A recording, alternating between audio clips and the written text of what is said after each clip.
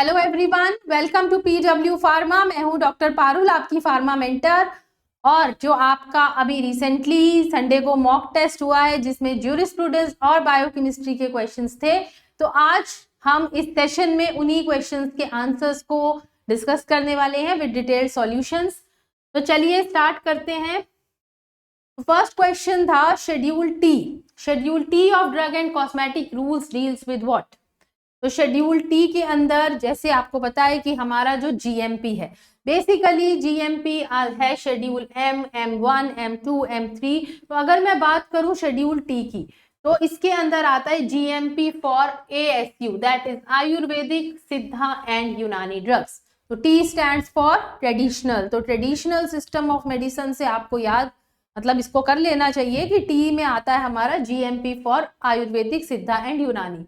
उसके अलावा जो होम्योपैथी है या हमारा एलोपैथी है, वो सारा हमारा शेड्यूल एम जो है वो कवर करता है। M1 एलोपैथी, मतलब M के अंदर एलोपैथी है, M1 के अंदर होम्योपैथी है, M2 के अंदर कॉस्मेटिक्स का जीएमपी है और M3 के अंदर मेडिकल डिवाइसेस का, और टी के अंदर we have GMP for Ayurvedic, Siddha and यूनानी ड्रग्स। तो वही एक्सप्लेन भी आपको यहाँ पर किया हुआ है कि this schedule basically sets the guidelines for the manufacturing process, quality control and standards required for production of Ayurvedic, Siddha and Unani medicine.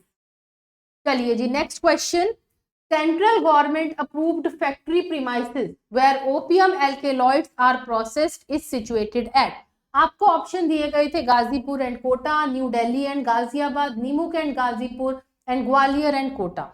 इसका करेक्ट आंसर है C, that is Neemuch and Ghazipur. तो ये आपका narcotic drug and psychotropic act जो है, psychotropic substances act, वहां से question है कि सेंट्रल गवर्नमेंट की अप्रूव्ड फैक्ट्री प्रीमाइसेस कहां पर है। तो नीमुक और गाजीपुर के अंदर ये प्रीमाइसेस हैं। तो गवर्नमेंट की जो ये फैक्ट्री है, ये नीमुक आपका मध्य प्रदेश में आता है और गाजीपुर जो है वो उत्तर प्रदेश में आता है। तो ये प्रोसेस करती है बेसिकली ओपियम एल्केलॉइड्स को, and their operations are under control of chief controller of factories, जिनका हेडक्वार्टर है न्यू दिल्ली के अंदर। नेक्स्ट क्वेश्चन है आपका, drugs covered under this schedule are not permitted for repacking licence, you have to identify the correct schedule. तो कौन से schedule की ड्रग्स के लिए रीपैकिंग लाइसेंस नहीं मिलता है? Is it schedule H, G, O या फिर शेड्यूल C एंड C1? इसका करेक्ट आंसर है schedule C and C1, that is biologicals and other special products।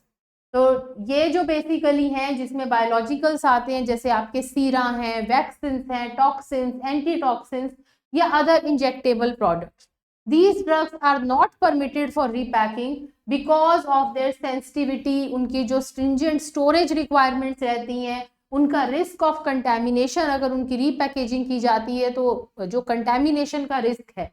तो बेसिकली ये जो ड्रग्स हैं C और C1 शेड्यूल की, इनके रीपैकिंग लाइसेंस नहीं मिलते हैं। चलिए जी, next question. Requirement of factory premises for the manufacture of cosmetics are mentioned in drug and cosmetic act and rules under. तो ये मैंने आपको अभी पहले ही बताया था कि GMP for allopathy, GMP for homeopathy, GMP for cosmetics and GMP for medical devices. तो M2 के अंदर आपका बेसिकली कॉस्मेटिक्स का जीएमपी दिया हुआ है। तो करेक्ट आंसर इज सी। तो schedule M2 of drug and cosmetic rules provide specific requirement for factory premises used for the manufacture of cosmetics। चलिए नेक्स्ट, आपको मैच करना है आपका लिस्ट 1 से लिस्ट 2। तो आपको 4 शेड्यूल्स दिए गए हैं जिसको आपको मैच करना है कि ये क्या कवर करते हैं बेसिकली। तो जो आपका शेड्यूल Y है, शेड्यूल Y बेसिकली कवर करता है रिक्वायरमेंट फॉर क्लिनिकल प्रीमाइसेस। तो A का क्या रहेगा? A का आपका 2 रहेगा। तो आपका या तो ऑप्शन B करेक्ट है या फिर आपका ऑप्शन D करेक्ट है। फिर हम चलते हैं शेड्यूल FF में आते हैं ऑप्थेल्मिक। तो B का हो गया आपका 4। तो आंसर जो इसका करेक्ट है वो D है। शेड्यूल O के अंदर आपके आते हैं डिसइंफेक्टेंट, C का जो आपका ऑप्शन सी है इसका है 3, और शेड्यूल P के अंदर आता है shelf life. Yes, correct answer is D। D is the correct answer for this question. ये मैं आपको ऑलरेडी बता चुकी हूँ। चलिए नेक्स्ट पे चलते हैं। Number of persons elected as member of PCI from the teaching profession. तो 3 तरह के मेंबर्स रहते हैं जब पीसीआई कॉन्स्टिट्यूट होता है, elected, nominated and ex officio member. तो क्वेश्चन दिया गया है number of persons elected as the members of PCI from the teaching profession 5, 6, 7 या 8। So correct answer is 6। So 6 members are elected as members of PCI from the teaching profession. These members are elected by the University Grant Commission, that is UGC. तो pharmacy act 1948 के अंदर PCI को constitute किया जाता है, ठीक, और उसको after every 5 years it is reconstituted. चलिए, उसके बाद आपको 2 स्टेटमेंट्स दी गई हैं, इन दोनों को पढ़ के बताना है जो आपको फिर ऑप्शंस दिए गए हैं। तो statement 1 is drug controller general of India is the chairman of drug technical advisory board. Statement 2 is in drug technical advisory board there will be 8 ex officio members, 5 nominated members and 5 elected members. In the light of above statements, you have to choose the most appropriate answer from the options that are given below. तो 4 आपको क्या दिया गया है इसमें? both statement 1 and 2 are correct, both statement 1 and 2 are incorrect, statement 1 is correct but statement 2 is incorrect, statement 1 is incorrect but statement 2 is correct. तो बच्चे इसका करेक्ट आंसर है D, that is statement 1 is incorrect but statement 2 जो आपकी है वो एकदम correct है। तो अगर हम बात करें स्टेटमेंट 1 की, तो जो आपके चेयरमैन है ड्रग डीटीएबी के वो रहते हैं director general of health services. Drug controller general of India chairman नहीं होते, वो मेंबर सेक्रेटरी होते हैं। तो chairman is director general of health services. This stands की हमारी जो स्टेटमेंट 1 है वो इनकरेक्ट थी। स्टेटमेंट जो हमारी नेक्स्ट थी उसमें जो 8 एक्स ऑफिशियो मेंबर्स हैं, इसमें DGS, HS, DCGI, directors of various जो आपके नेशनल इंस्टीट्यूट्स हैं, देन 5 नॉमिनेटेड मेंबर्स जो सेंट्रल गवर्नमेंट नॉमिनेट करती है, 5 इलेक्टेड मेंबर्स जो आपके मेडिकल और फार्मास्यूटिकल साइंसेज से इलेक्ट होकर आते हैं। Next, as per the pharmacy act in the composition of PCI the total number of ex officio members. तो ये आपसे पूछा है पीसीआई के अंदर टोटल कितने एक्स ऑफिशियो मेंबर्स होते हैं, 3, 4, 6 या 8। इसका करेक्ट आंसर है ए, दैट इज 3। 3 इसके अंदर एक्स ऑफिशियो मेंबर्स रहते हैं, ठीक। तो director general of health services रहते हैं, डायरेक्टर ऑफ सीडीएल रहते हैं और ड्रग कंट्रोलर ऑफ इंडिया रहते हैं। चलिए, which of the following materials are specified as a suitable diluent for powdered opium? Is it powdered grass, powdered coca husk, lactose colored with burnt sugar या powdered digitalis? You have to choose the correct answers from the option given below. इनमें से कौन से substances जो हैं they are suitable diluents for powdered opium? A and D only, B and D, B and C या फिर A and C? Correct option है C, that is B and C only. तो पाउडर्ड कोका हस्क और lactose coloured with burnt sugar. तो ये जो दोनों हैं they are specified basically as suitable diluent for powdered opium. ये डाइल्यूएंट जो है they help in standardising the potency and improving the uniform distribution, ठीक। तो डाइल्यूएंट्स इनएक्टिव सब्सटेंसेस होते हैं जिनको एक्टिव ड्रग के साथ मिक्स किया जाता है टू एंश्योर उनकी कंसिस्टेंसी, जो हमारी डोसेज फॉर्म है उसकी बेसिकली कंसिस्टेंसी को इंश्योर करने के लिए। Next question, of the following which one is exempted from importing into India without requirement of license? तो इसमें से कौन सा एग्जेम्प्ट है from import? Insulin, etoposide, lactose या फिर ग्लूटाथिमाइड? तो करेक्ट ऑप्शन है इसका लैक्टोज।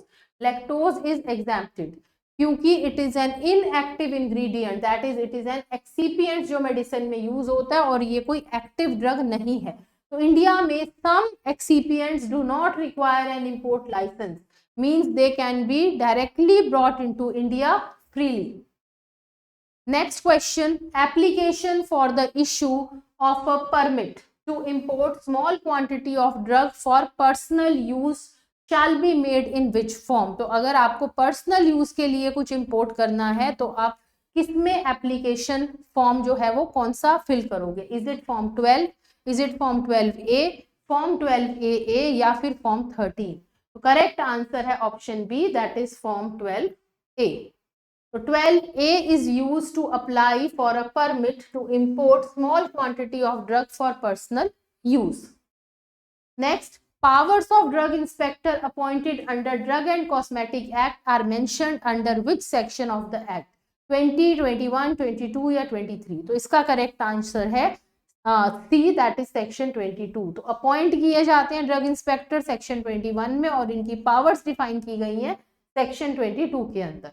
ठीक, तो सेक्शन 22 ग्रांट करता है पावर्स टू ड्रग इंस्पेक्टर कि वो इंस्पेक्ट कर सकते हैं, सीज कर सकते हैं, सैंपल्स ले सकते हैं ड्रग और कॉस्मेटिक्स के. चलिए, which of the following drugs can be imported without a license? इसमें से कौन सी ड्रग को बिना लाइसेंस के इंपोर्ट किया जा सकता है? Drug specified in schedule H, drug specified in schedule X, drug in schedule C1 required for manufacturing and not for medicinal use, drugs in schedule C required for manufacturing and for medicinal use. तो correct answer है बच्चे इसका C, that is drugs in schedule C1 that are required in manufacturing but not for medicinal use. तो schedule C1 basically includes some non-parenterals, non-injectable special products जैसे कुछ hormones हैं, ergot alkaloids हैं, digitalis हैं. तो ड्रग्स जो listed है schedule C1 में, they are required only for manufacturing purpose and not for medicinal use. तो they can be imported without licence. चलिए जी, तो अगेन मैच द फॉलोइंग का क्वेश्चन है. आपको 4 शेड्यूल दिए गए हैं और आपको बताना है ये क्या क्या कवर करते हैं. चलिए, तो शेड्यूल M पे आते हैं. तो शेड्यूल M हमारा GMP कवर करता है, तो P का आंसर जो रहेगा वो 2 रहेगा. बिल्कुल क्लियर आंसर है इसका B. शेड्यूल FF पहले भी आया है, ऑप्थेल्मिक प्रेपरेशन, तो Q का है 4. शेड्यूल G के अंदर आएगा आपका various drugs to be used under medical supervision, तो गाइडेंस वाली ड्रग, और लाइफ पीरियड जो है वो P में आएगा. तो 14th का जो आंसर है वो है B. Clear answer. चलिए नेक्स्ट क्वेश्चन पे चलते हैं. As per drug and cosmetic act, if a drug is not labelled in the prescribed manner, drug की लेबलिंग अगर प्रॉपर नहीं है तो वो स्पूरियस कहलाएगी, सबस्टैंडर्ड कहलाएगी, एडल्ट्रेटेड कहलाएगी या फिर मिस ब्रांडेड. तो अगर मिस लेबलिंग है तो वो मिस ब्रांडेड कहलाएगी. तो डी इसका एकदम करेक्ट आंसर है. अगर लेबलिंग प्रॉपर नहीं है, miss branded drug is the one that is not labelled in the prescribed manner. ठीक है, और कुछ मिसलीडिंग लेबल है, तो लेबल और कंटेनर बियर फॉल्स और misleading information. Drug is so coloured, coated और ऑल्टर्ड, तो डैमेज है उसे कंसील कर दिया गया है, या फिर कोई लेबल या उसका अकम्पनिंग मटेरियल है वो कोई फॉल्स क्लेम बता रहा है ड्रग के बारे में. As per next question, as per medical termination of pregnancy act and rules the safe custody of forms lies with. तो ये GPAT 2019 का क्वेश्चन है कि एज पर MTP एक्ट जो एक बोलते हैं कि सारे सीक्रेट डॉक्यूमेंट्स हैं या फॉर्म्स हैं, तो सेफ कस्टडी ऑफ फॉर्म्स किसके पास रहती है? Standing committee, RMP, owner of the approved place या चीफ मेडिकल ऑफिसर. तो इसका आंसर है owner of the approved place. तो जो अप्रूव्ड प्लेस के ओनर होंगे या हेड होंगे उनके पास रहेगी. तो as per MTP act certain forms and records that are related to pregnancy termination must be safely stored. इसकी जो रिस्पॉन्सिबिलिटी है lies with the owner of the approved place जहां पर termination of pregnancy को conduct किया गया है. Next question, you have to choose the correct statement with respect to the Pharmacy Act 1948. First है Education Regulation 1991 does not prescribe the minimum qualification for the registration of pharmacist. आपको correct बतानी है. Section 12 of the Act deals with the approval of course of study under Chapter 2. Option C, Section 12 of the Act deals with the approval of course of study and examination under Chapter 2. The next, state government is authorized to make any rules with respect to the course of study. Clear answer दिख रहा है C. जो section 12 है आपका वो deal करता है basically आपके कोर्स अप्रूवल और स्टडी और एग्जामिनेशन से related. So section 12 deals with approval of course of study plus examination and it comes under chapter 2. Approval authority क्या है इसकी? PCI है. तो ये बेसिकली इंश्योर करती है फार्मेसी एजुकेशन जो है सेम रहे through out India. Next question, penalty for the cultivation of any cannabis plant to produce, sell, purchase, transport in contravention of NDPS Act and rules on first conviction. तो पहले conviction पर क्या penalty है? Rigorous imprisonment up to 10 years or fine up to 10 lakhs, rigorous imprisonment up to 10 years or fine up to 1 lakh, या rigorous imprisonment up to 6 months या fine up to ₹10 lakh. तो correct answer है B, that is rigorous imprisonment up to 10 साल और fine up to ₹1 lakh. तो आपका जो NDPS act है बड़ा क्लियरली डिफाइन करता है इस पनिशमेंट को. Now next question, what is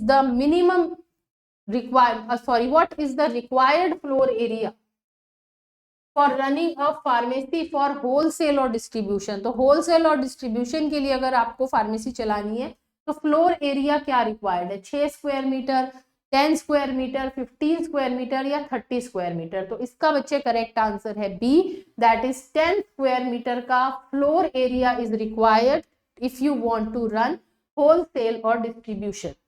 तो 10 square metre is the correct answer. Next, which of the following correctly defines a bonded manufactory under the act? तो bonded में ये है medicinal and toilet preparation act का question. Bonded मैन्युफैक्चरी वो है जिसमें हम गवर्नमेंट के साथ एक बॉन्ड बना के चलते हैं, मतलब उनके साथ काम करते हैं, जहां पर हमें ड्यूटी स्टार्टिंग से जो परचेज और रॉ मटेरियल तब पे नहीं करनी पड़ती. तो चलिए ऑप्शन देखते हैं. Premises where alcohol narcotic preparations are stored duty paid. Second, premises where alcoholic or narcotic preparations are stored duty unpaid. Government approved godowns for finished goods only या place where Ayurvedic drugs are manufactured without a license. इसका correct answer है बच्चे B. ये premises है जहां पर alcohol या narcotic preparations को जब स्टोर करते हैं तो आपको ड्यूटी नहीं देनी पड़ती, अनपेड. अगर नॉन बॉन्डेड का क्वेश्चन होता तो वो ड्यूटी पेड आ जाता. चलिए next question, what is the minimum required experience? What is the minimum required experience for a RMP after the commencement of MTP act to perform terminations? तो क्या मतलब इसमें पूछा जो रजिस्टर्ड मेडिकल प्रैक्टिशनर्स हैं उनका minimum experience after MTP act के बाद क्या दिया है? 3 years of experience in general medicine, 6 months of house surgeonship in gynecology and obstetrics, 2 years of experience in any hospital या कोई ऐसा specific experience required नहीं है.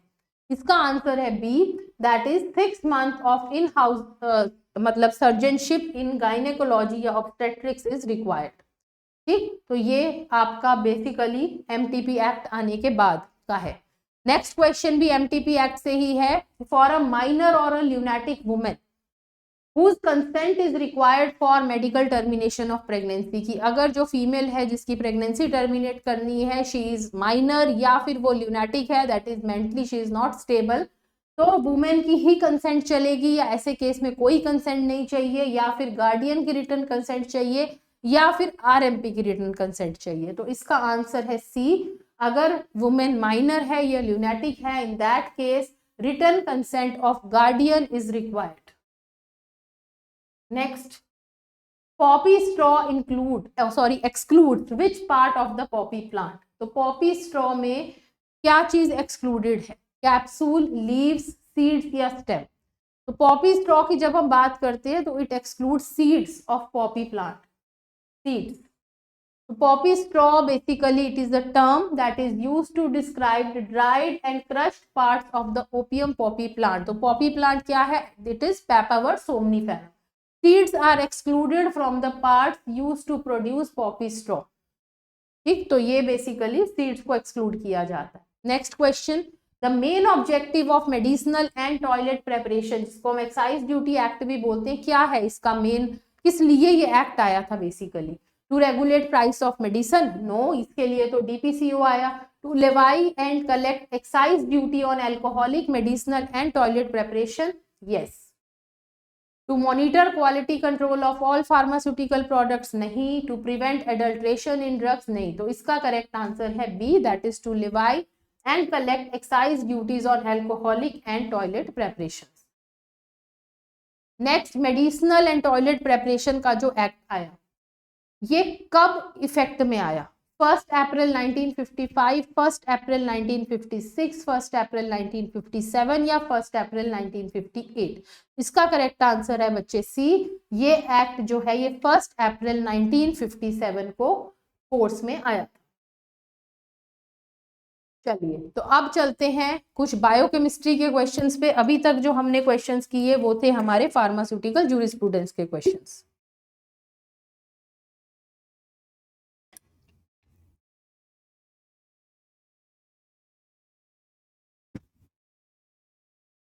तो फर्स्ट क्वेश्चन है जो जीपैट 2018 का क्वेश्चन है, गैलेक्टोज एंड ग्लूकोज आर, आपको ऑप्शंस दिए गए हैं, they are epimers, they are anomers, they are isomers या कीटोस एल्डोज आइसोमर्स। इसका आंसर है, जब हम बात करते हैं गैलेक्टोज और ग्लूकोज की, दे बोथ आर एपीमर्स।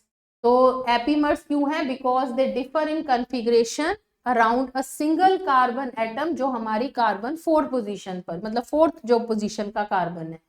तो बेसिकली ये स्टीरियो आइसोमेरिज्म का क्वेश्चन आया था, जो कार्बोहाइड्रेट के स्टीरियो आइसोमर्स थे। चलिए next, what is an inverted sugar? Hydrolytic product of sucrose को इन्वर्टेड शुगर बोलते हैं, गैलेक्टोज को बोलते हैं, फ्रक्टोज को बोलते हैं या फिर मैनोज को बोलते हैं। तो किसको बोलते हैं?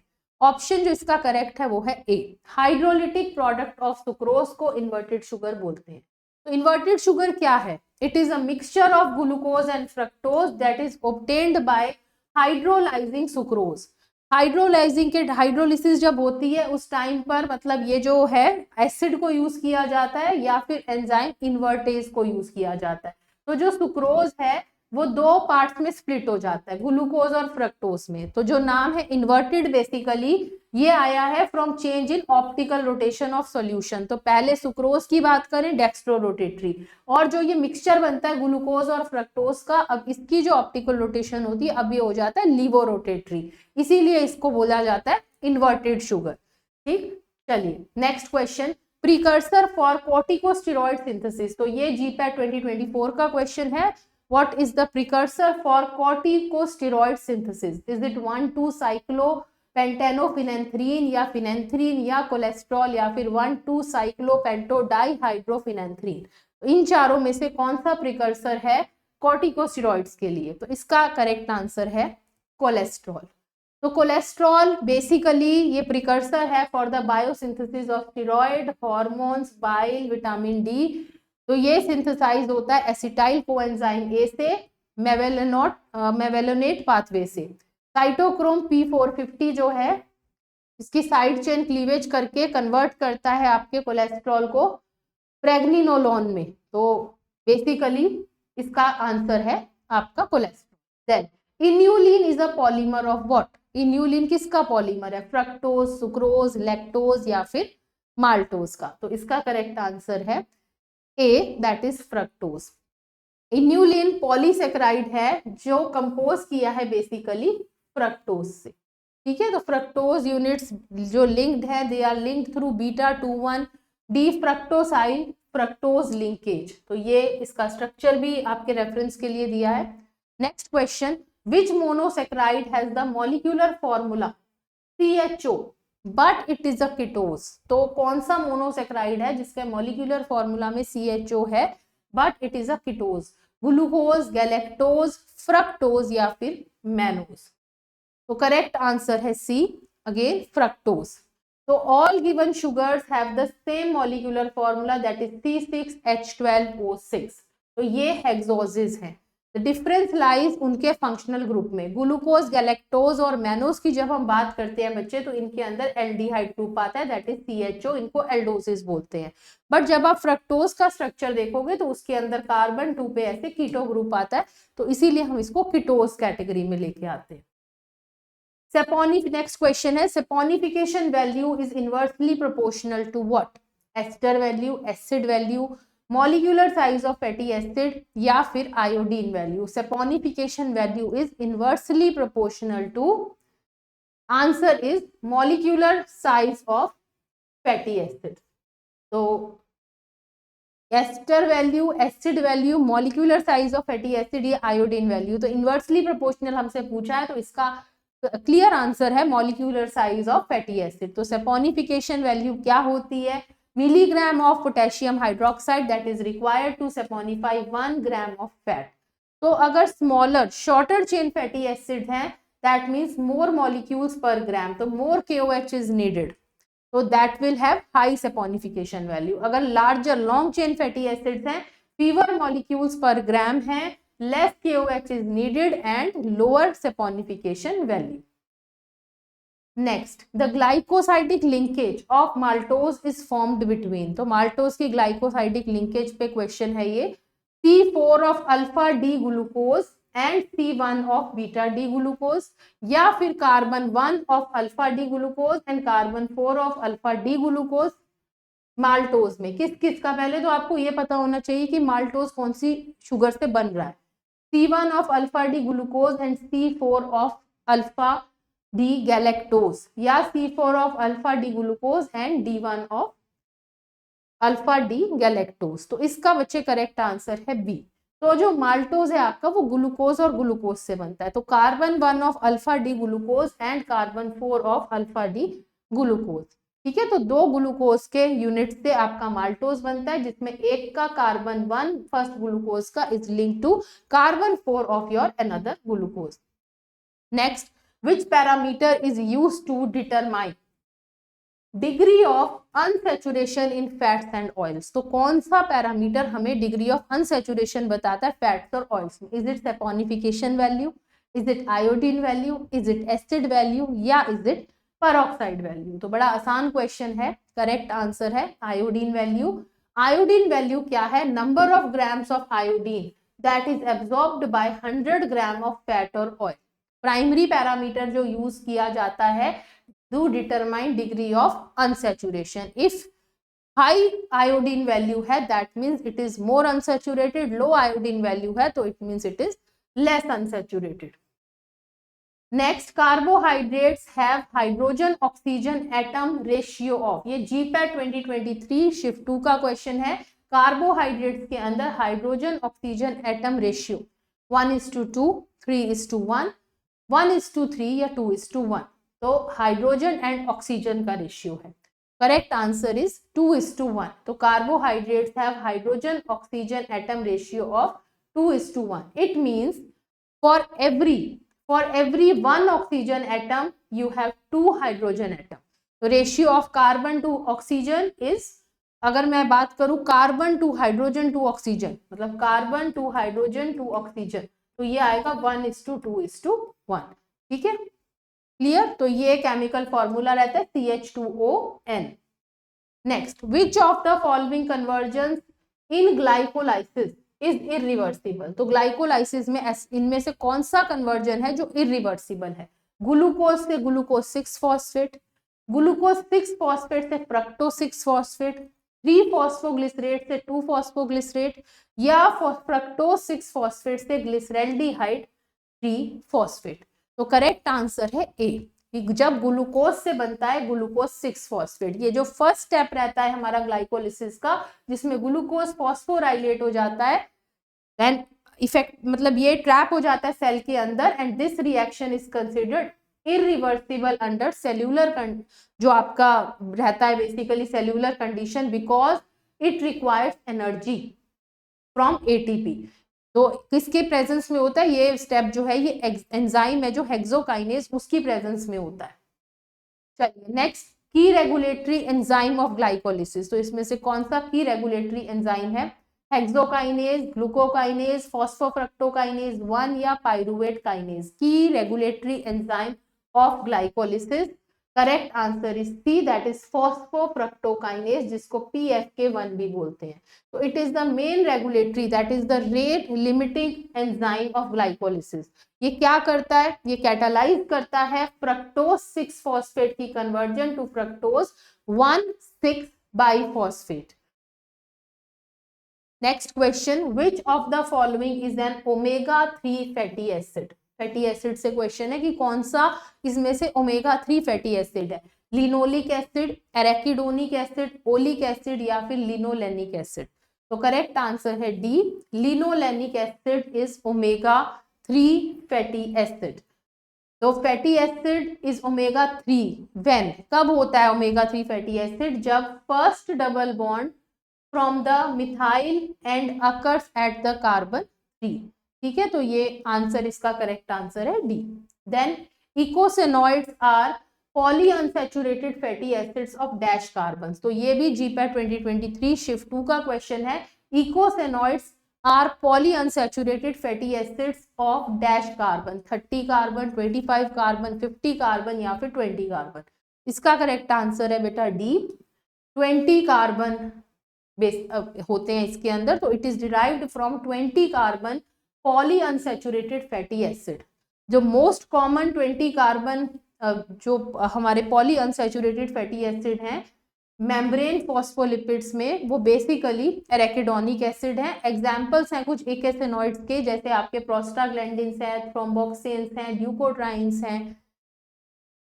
नेक्स्ट क्वेश्चन अमाइनो एसिड से है कि इन चारों में से कौन सा ऐसा अमाइनो एसिड है जिसके अंदर सल्फर प्रेजेंट है? Sulphur containing amino acid, methionine, ornithine, glutamine and एस्पेराजिन।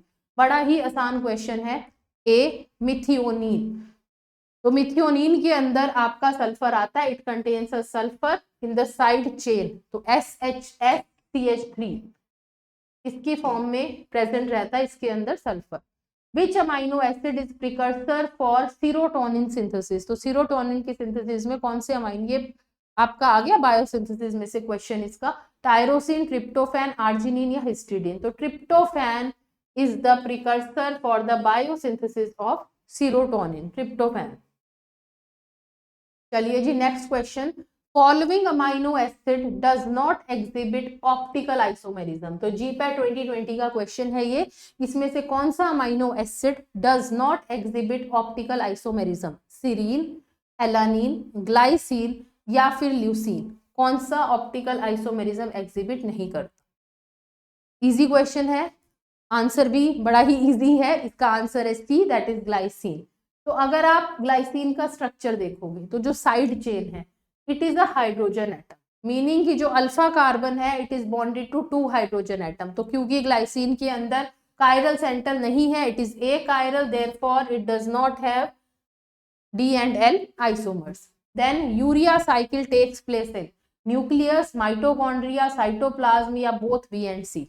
Urea cycle का जो ये कहां पर होती है? तो इसका करेक्ट आंसर है D, that is it occurs in both mitochondria and cytoplasm. तो यूरिया साइकिल, जिसको हम ऑर्निथिन साइकिल भी बोलते हैं, इसमें बेसिकली क्या होता है, जिसमें अमोनिया कन्वर्ट होता है यूरिया के अंदर। तो साइकिल पहले माइटोकॉन्ड्रिया में इनिशियल स्टेप होती है जहां पे फॉर्मेशन होता है कार्बोमाइल, फॉस्फेट और सिट्रुलिन का। फिर साइटोप्लाज्म में इसके रिमेनिंग स्टेप रहते हैं जहां पर आपका आर्जिनोसक्सिनेट, आर्जिनिन और फाइनली यूरिया की फॉर्मेशन होती है। तो डी करेक्ट आंसर है दोनों ही। Next, which of the following is an example of an anomeric pair? Alpha D glucose, beta D glucose, D glucose and D fructose, D glucose and D mannose या फिर L glucose and D glucose. तो correct answer है इसका A, that is alpha D glucose and beta D glucose. तो ये है example of anomeric pair. ठीक, तो ये जो दोनों है they are anomers because they only differ at C1 the anomeric carbon. तो ये बिल्कुल यहाँ पर आपको ये शो भी किया हुआ है स्ट्रक्चर्स के साथ। तो ये ग्लूकोज के स्टीरियो आइसोमेरिज्म का क्वेश्चन है। Next question, which of the following intermediate is formed in HMP shunt pathway? HMP shunt pathway में कौन सा इंटरमीडिएट फॉर्म होता है? Is it D ribulose, is it inulin, is it D xylulose या फिर D xylose? Correct answer है A, that is D ribulose. It is intermediate that is formed in the HMP shunt. तो ये आपको HMP shunt दिखाया गया है। ठीक, तो ये आपको देखो ribulose 5 phosphate is the correct answer. ठीक है, तो ये आपका ग्लूकोज 6 फॉस्फेट से 6 phosphogluconate, ribulose, ribose. Then triacylglycerol, it is synthesised from glycerol fatty acid या एसिटाइल कोएंजाइम ए या मेलोनाइल कोएंजाइम ए या फिर propionyl coenzyme A. Correct answer है ए, आपका ट्राई एसाइल ग्लिसरोल सिंथेसाइज होता है glycerol and fatty acid से, glycerol and fatty acids. तो जैसे मैंने आपको बताया ये कि A is the correct answer. जो बी था एसिटाइल कोएंजाइम में, ये जो है ये फैटी एसिड सिंथेसिस का प्रिकर्सर है।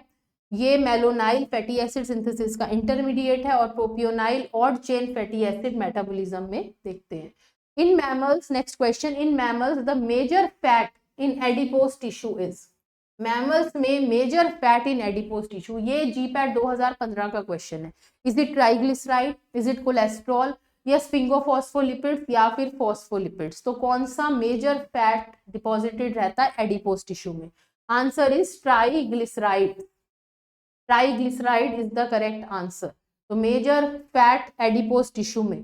दे serve as primary energy reserve providing energy when needed. किस प्रोसेस से? लाइपोलाइसिस से। तो इट कंटेन्स, ट्राइग्लिसराइड जो है, it contains 1 glycerol molecule bonded to 3 fatty acid chain through ester bond. Next, breakdown of glucose to pyruvic acid is called TCA cycle, glycolysis, ये ETS या oxidative phosphorylation। Breakdown of glucose to pyruvic acid, glucose break हो रहा है तो क्या होगा, किस में होगा? ग्लाइकोलिसिस में होगा। ग्लाइकोलिसिस इसका बेसिकली आंसर है।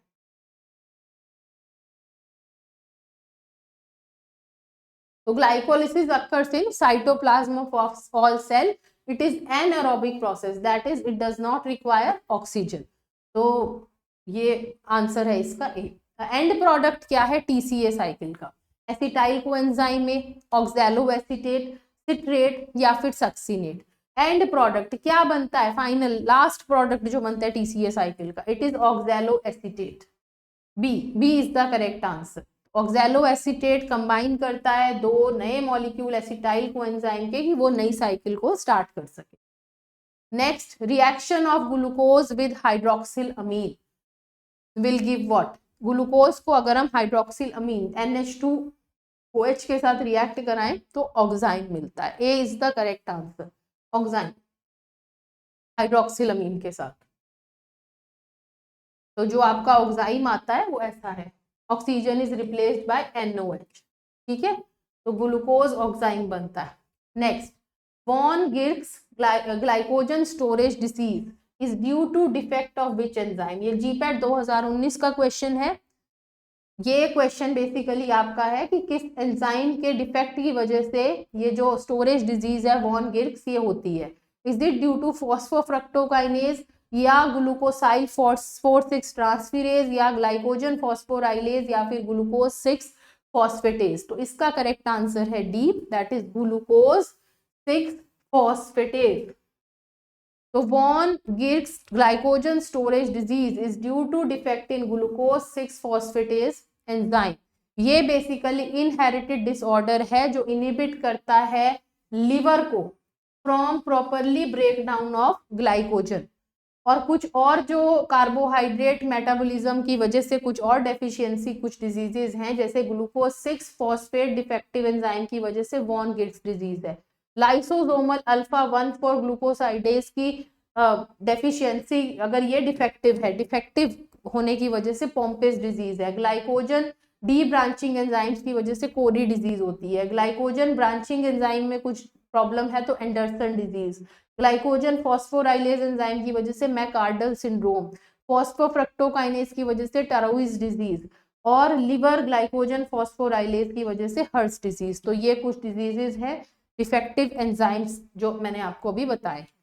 तो ये हमारा पेपर था, सारे सॉल्यूशंस हमने देखे, सारे आंसर्स हमने डिस्कस किए, तो काफ़ी चीज़ें क्लियर हुई होंगी। तो thank you very much, thank you everyone.